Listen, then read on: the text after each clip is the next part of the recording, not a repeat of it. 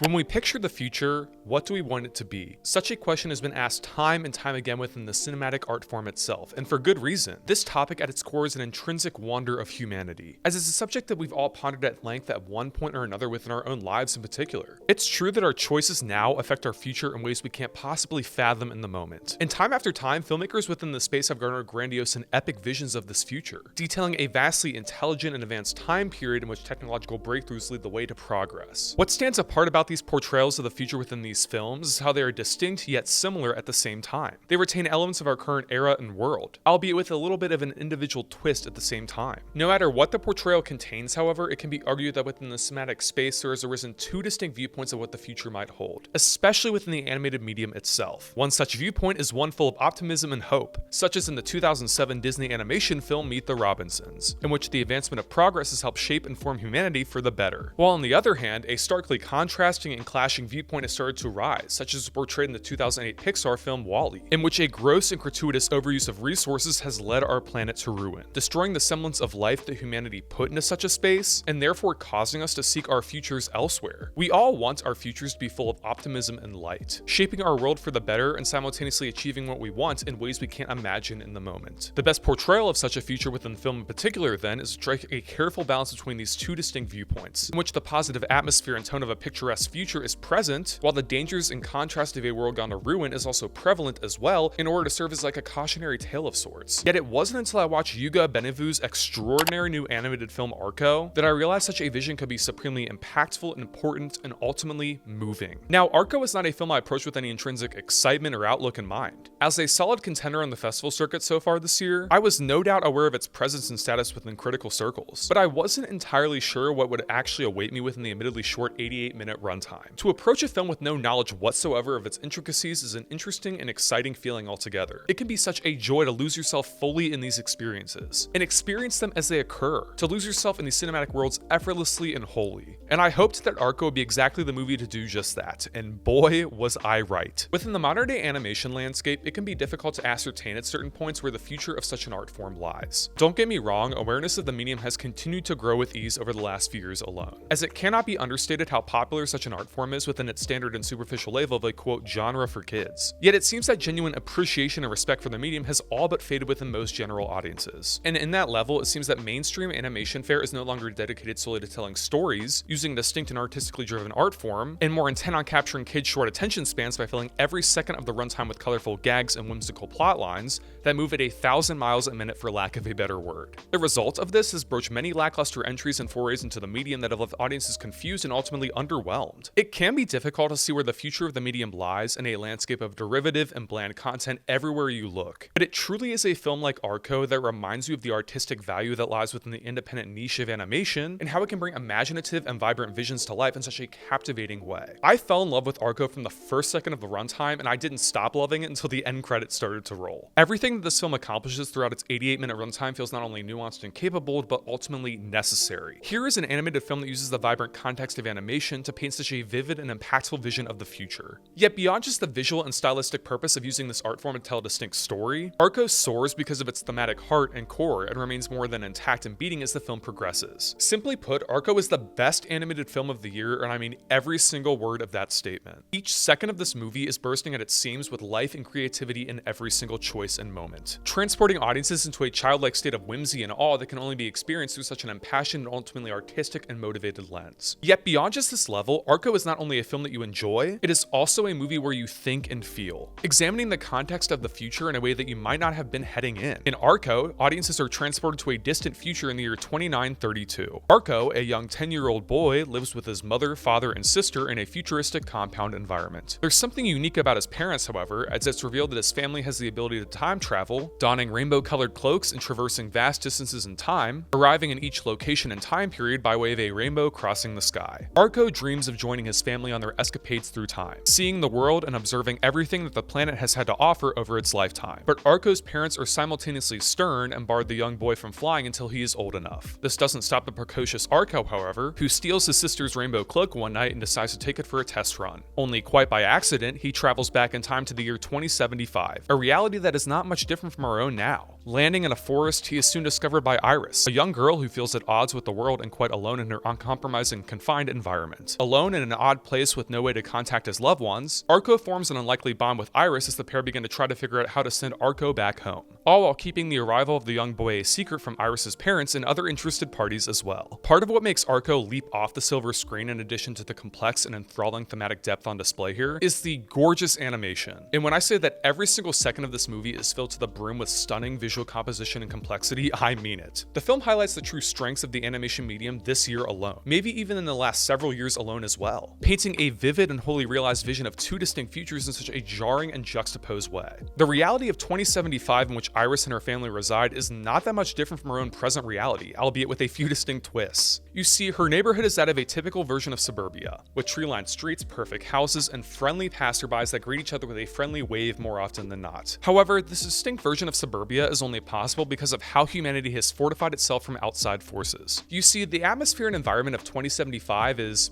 not great, to put it lightly. For some reason, whether due to pollution or climate change, the atmosphere has turned violent, generating drastic natural disasters, huge storms, and rampant wildfires that threaten the safety of all residents of this world. However, the humans have managed to combat this by fortifying their homes inside of individual bubble-like shields that protect them from the harsh climate outside their homes. Yet simultaneously, this feeling of protection is what ultimately traps them in the end, as is evident in the character of Iris, a young and precocious child who yearns for change within her own life, which ultimately transpires with the arrival of Arco to this distinct world. Yet at the same time, the futuristic environment that Arco resides in within the year 2932 is not perfect either. It might seem that the futuristic sky houses that Arco and his family reside in within the clouds are a technological advancement and change, and it's present that everything appears to be at least superficially picturesque, but Arco is similarly full of that same longing for change and adventure that Iris has within the past as well, which results in him stealing his sister's rainbow cape and ultimately colliding with Iris in a chance encounter, where both of their viewpoints are fundamentally changed as they begin to work through how to send Arco back to his family in a far distant era in the future. To best describe the tone and atmosphere of Arco, I would be remiss if I didn't say that the film is Studio Ghibli by way of Pixar. What I mean by this statement is that the visual and thematic style of the film is very much so in line with and clearly draws inspiration from the works of filmmakers such as Hayao Miyazaki, transporting audiences into such a vivid and fantastical world full of colorful and vibrant characters and a surprising amount of narrative depth in relation to its subject matter. The music score by Arnaud Touloun is also quite impactful here, capturing a Ghibli-esque whimsy that highlights so many of the poignant and emotional character moments throughout in such a memorable and impactful way. And speaking of emotional moments, this movie has them in spades. I would have to best describe the narrative tone and purpose of the film as more in line with Pixar films of past, capturing such a creative and imaginative premise that not only invites audiences on an escape into that fast-paced journey and world, but also broaches surprising emotional nuance and insight that might affect audiences on a deeper level than they expect going into the film. At its core, Arco is a deeply melancholic and affecting film about many core concepts and fears in relation to the future that many might have had at one point or another in their own lives, told through such a vibrant and individual lens. The film explores the concept of the loss of memories and what that means for our future. At deeply impactful and quite saddening moments throughout, the film raises the question, what does our personal future mean without the memories of our past? How would we even begin to live in the moment without the memory of those moments that got us there along the way, both in terms of external or internal factors? How would we even live in the moment looking towards the future without recognizing and remembering the events, ideas, and even people that helped us there every step of the way? And on that level, Arco delivers such a distinctly jarring point of view in terms of the future. The film argues that it's important to look forward at new ideas and concepts, but that this pursuit of perfection and promise within the future can make us lose sight of what matters to us in the moment. In working hard to attain our tomorrows, we forget to appreciate the moments we have with us right now. Such a theme echoes in such a deeply affecting state throughout the film's runtime, especially in our social media addicted age. So often, we truly forget to live in the moment in every sense of the word, instead devoting our time and effort to capturing and presenting a version of ourselves that we want people to see. At concerts, for example, phones are raised to such an immense effect, bringing attendees out of a present state of appreciation and experience of the art itself, and more about making sure they capture every moment of the show for future reference. And in this regard, we are slowly losing sight of appreciation for our current reality and lives, which is a core concept that Arco echoes to such an immense and vast and impactful degree.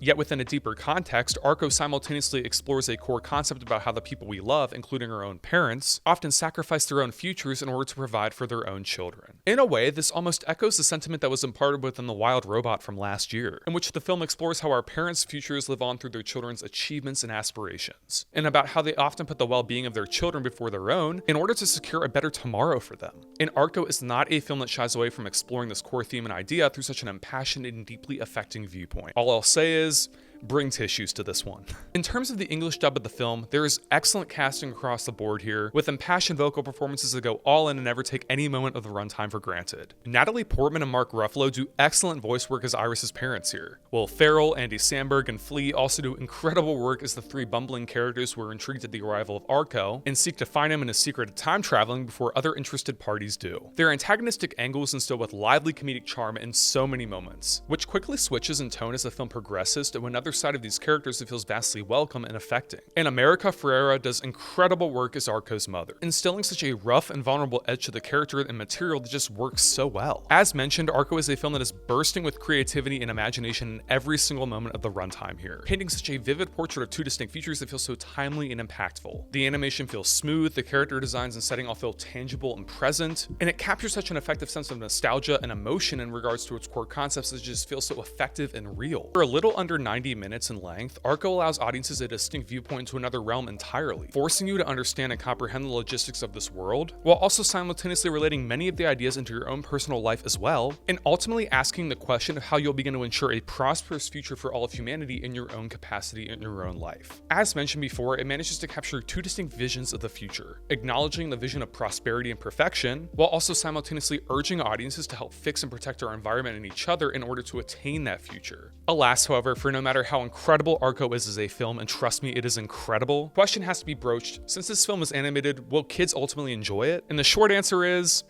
probably not. There's been a recent discussion within the larger film industry lately about how animation is beginning to evolve and change out of that narrow viewpoint many have of it being simply a genre for kids. And I find that Arco in particular is a film that exemplifies so much of this argument. It's animated, sure, but the content isn't geared towards a younger audience in general. If the crowd at my screening for the film was any indication, I was seated behind a mother and a young girl who had gone to the movie because I'm sure seeing the colorful marketing materials and stills that Neon had released thus far. Yet to my absolute shock, the film did not hold the young girl's attention at all, causing her to become reckless, running up and down the staircase in the theater, and then playing mobile games on her mother's phone for the rest of the movie's runtime. And on that level, I would say that when Arco is released in select theaters on November 14th, this is a question that many will ultimately have to grapple with themselves when contemplating bringing their kids to this movie. Sure, the content of Arco is as innocent and kind-hearted as movies come nowadays, but people might be slightly shocked to see an animated film that doesn't cater solely towards one specific audience, and instead remains a universal story about legacy and connection that feels so timely and important. And that is why Arco is such an incredible film. Each year, there is usually a film that manages to blow me away in terms of execution and content, in which I don't go in expecting much in the way of anything, but that manages to genuinely shock and enthrall me into the thick of its narrative structure nonetheless. And this year, I can confidently say that Arco is exactly that film. As mentioned, this is far and away the best animated movie of the year so far,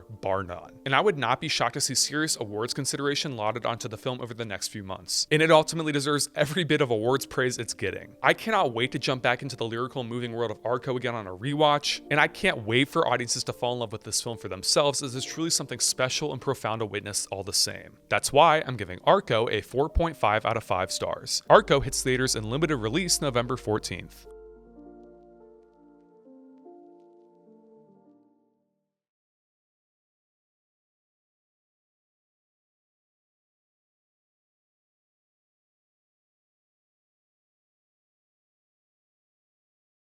Hey guys, thanks so much for watching this review on my channel. If you're new around here and you like the content you see, don't forget to click that subscribe button down below, like the video, and turn on push notifications. Also, leave comment suggestions down below for future video, essay, and review topics. With that being said, until next time, this is Mitchell signing off. Peace out.